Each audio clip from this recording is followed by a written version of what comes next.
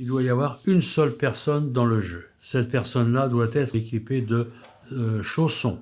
Bon, ben, naturellement, la règle du jeu, c'est de s'approcher le plus près possible du petit. Donc, en lançant la boule un petit peu sur le côté, droit ou gauche, et après, elle s'en va en serpentant dans le jeu, et normalement, elle doit arriver le plus près possible du cochonnet. Et après ça, bon, bah, si mettons il y a un litige qu'on ne voit pas à l'œil qui a le point, alors on a des bauges, quand c'est vraiment très très serré pour une histoire de 1000.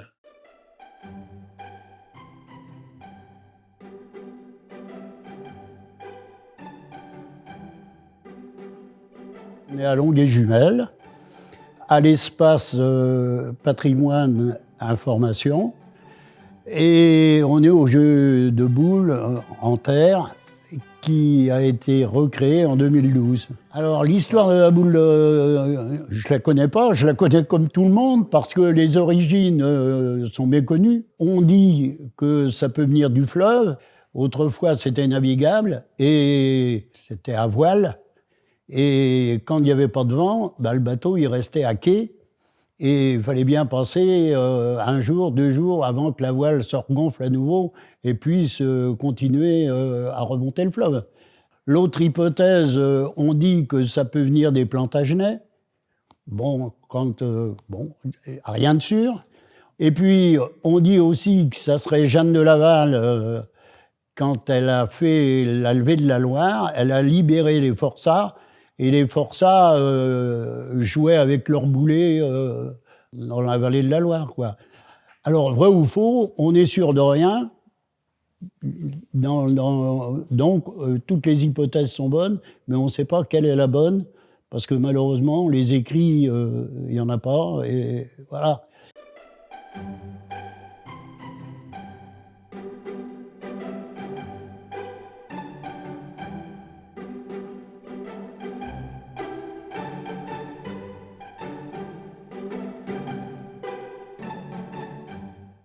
Le jeu de terre, c'est un mélange de terre, sable et un peu d'argile, de façon à ce que quand on l'arrose, que ça fasse comme une petite nappe de ciment.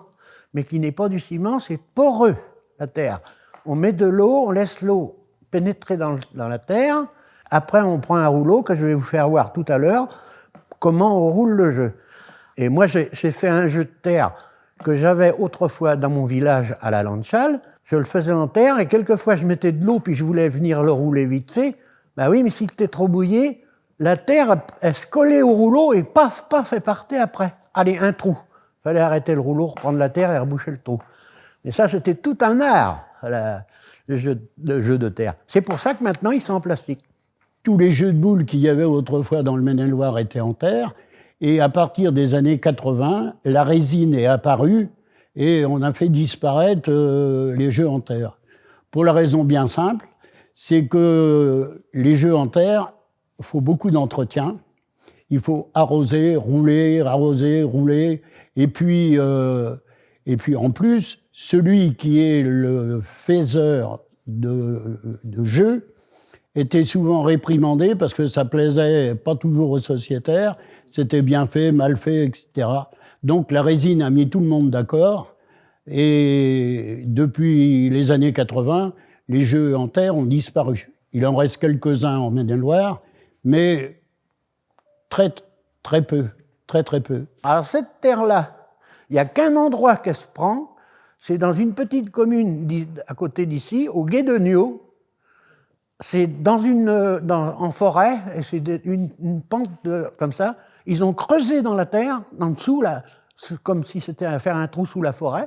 Et elle est là, cette terre-là, toute. Et au Gué-de-Niaux, c'était une ville, un village, où il y avait 3 jeux de boules. Il y avait 3 jeux de boules. Ah ben, c'est quand même un peu dommage, parce que c'est là qu'on prenait la terre, et c'est là qu'il n'y a plus de jeux de boules. Il n'y a plus aucun. Il n'y a plus que la terre. Moi, je suis originaire de Longué, donc j'ai toujours connu la boule de fort. Enfin, mon père jouait à la boule de fort. Ensuite, j'ai fait ma carrière à Angers, donc pas question. Et quand je suis revenue ici, eh bien, j'ai eu l'occasion. Donc, on m'a sollicité. Et j'aime bien, c'est un sport que j'aime bien, enfin si on peut appeler un sport, mais je fais quelques challenges. Évidemment, je les perds, mais un jour viendra où on gagnera hein, par rapport aux hommes. Hein. Donc voilà, juste quelques challenges par an, mais j'aime beaucoup. Je voudrais bien en faire plus, donc j'espère m'améliorer. Et donc voilà, je suis revenue à mes origines. Et donc la boule de fort et le jeu de boule en terre m'a beaucoup intéressée. C'est pour ça que j'ai accepté d'être avec tous mes collègues là pour faire partie du bureau et faire vivre la boule de fort.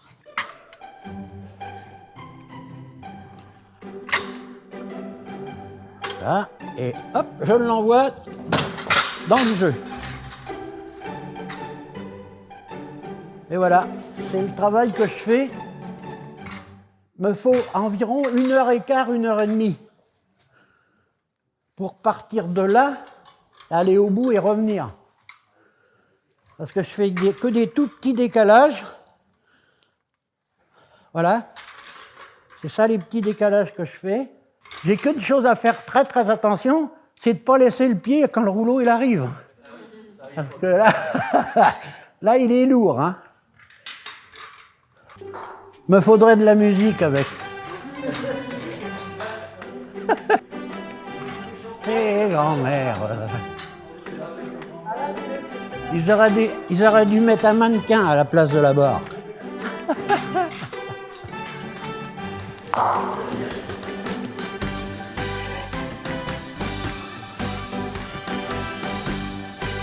De 7h le matin à 7h le soir, ça c'est mes horaires tous les jours, même le samedi, même le dimanche. Enfin bon, maintenant on lève le pied un peu. Mais j'ai passé 10 ans, 2005, 2015, ouais, 12 ans comme ça. À la maison, j'ai mal. Enfin maintenant j'ai plus mal au dos, mais enfin bon, j'avais mal au dos. Et quand je rentre ici, j'ai plus mal nulle part. C'est drôle. Bon, c'est psychologique, je pense, mais parce que là, c'est l'idéal. Et là, j'ai ma radio, enfin bon, bref, c'est tout mon petit truc qui fait que c'est l'ensemble. Parce que je suis un amoureux de la fabrication, quoi que ce soit de pièces, voilà. Puis quand on écoute toutes les critiques des gens, c'est ce qui s'est passé, j'ai écouté toutes les critiques des gens, des boules que je fabriquais au début, et j'ai fait tout un petit amalgame, et j'ai modifié en fonction de tout ça. Parce que les critiques, c'est très bon. Ça nous permet d'avancer, comme on dit. Alors, la fabrication de boules de fort, de cette façon-là, on commence par le fer. Donc, on reçoit des bouts de tubes d'1 mètre de haut. On les découpe avec la scie à ruban qui se trouve à côté, là, à la largeur qu'on a besoin.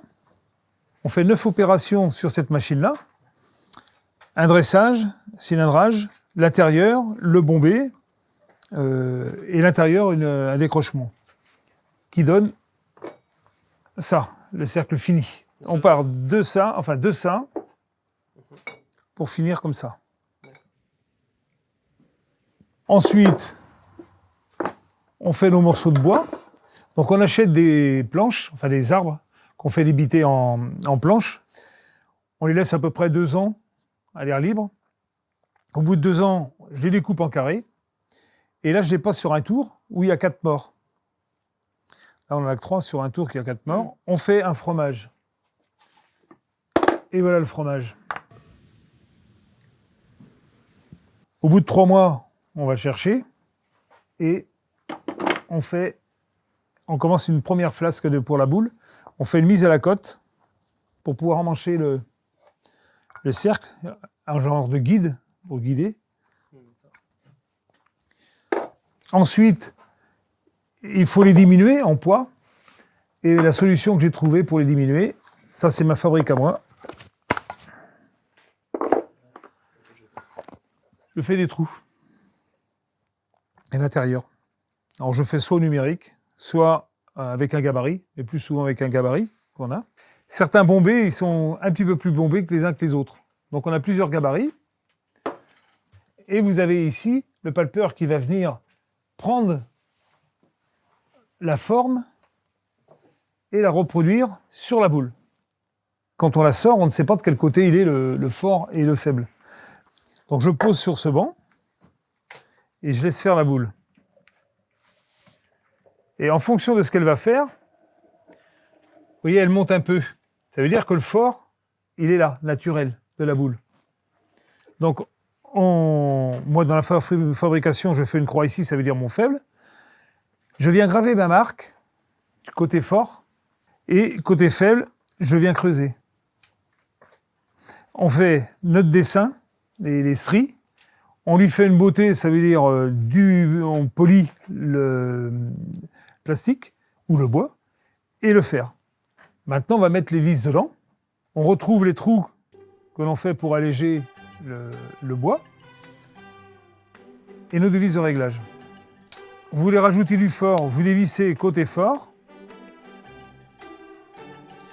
vous vissez côté faible, et là on va essayer. Et là, on devrait avoir beaucoup plus de fort que tout à l'heure.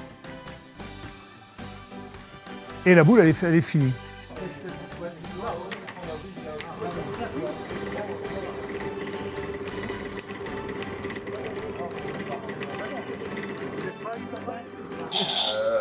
Oui, ça doit être moi le plus. Ah là, oui, c'est moi parce qu'il a pris 60. Non, c'est Christian. Ah non, c'est Christian. Bon, Bleu. vert. Allez, c'est nous les bleus. Voilà. C'est un jeu de patience, de science aussi, hein, parce qu'il faut savoir où on pense pour aller là-bas. D'être un bon esprit de compétiteur, parce qu'il faut être joueur aussi bon gagnant, bon perdant. Et puis l'amitié, c'est le groupe d'amitié ici. La convivialité, tout au moins, quand on ouvre le jeudi matin, la convivialité, c'est sympa, on passe un bon moment, on discute de tout et de rien, c'est bien. Hein. Et puis, bah, on fait des boules. Non, c'est trop bon. Merci. Ah, attends. La boule, là, Attends, ça bouge. Allez, retourne par là-bas, cocotte. Ouais, non, Viens par là. elle m'a entendu, elle vient. Ah, je suis trop bas. La première. Je suis trop bas.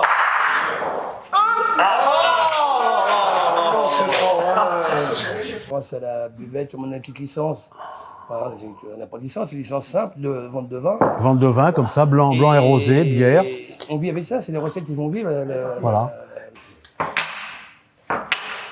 Combien de rosés? Pour l'instant, non. Rosé. Christian Rosé. C'est ça, hein, Rosés. À votre santé, les gars. Et merci pour votre Participation. avec plaisir. Dans l'ensemble, c'est plus sobre que ça n'était il y a 40 ou 50 ans. Dans la force des choses. C'est pas la force des choses.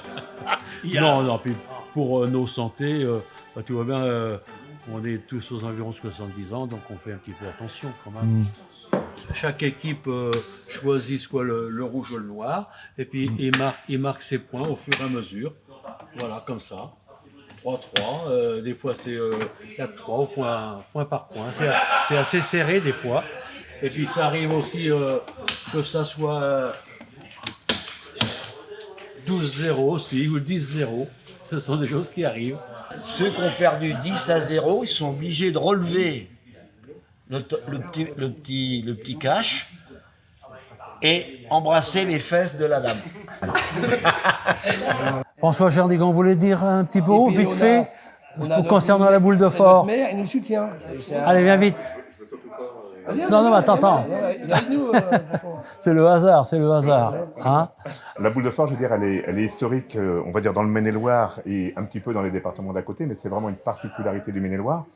Et il y a des communes, des villages où c'est le seul lieu de rencontre dans les zones rurales, et c'est quelque chose de très très important. Je crois qu'on appelle ça maintenant d'ailleurs dans certains villages le cœur de vie. Exactement, oui. Parce que c'est là que les villageois se rencontrent. Quand il n'y a plus de commerce, c'est le seul lieu de vie. Et c'est quelque chose que la commune doit soutenir parce que c'est vraiment aussi un lieu de rencontre, un lieu de vie, je dirais, où les barrières sociales tombent complètement. Hein, c'est à tout niveau. Hein, exactement. Et c'est quelque chose de très très important. Moi, j'ai pas le temps trop de jouer à la boule de fort. Je fais quelques concours par an, mais mes frères jouent. Ma grand-mère tenait un jeu de boules à Angers, donc c'est quelque chose bien sûr que j'apprécie. Moi, j'ai passé ma jeunesse aussi dans les jeux de boules. Mais non, au niveau de la commune, c'est vraiment quelque chose de très très important et à soutenir.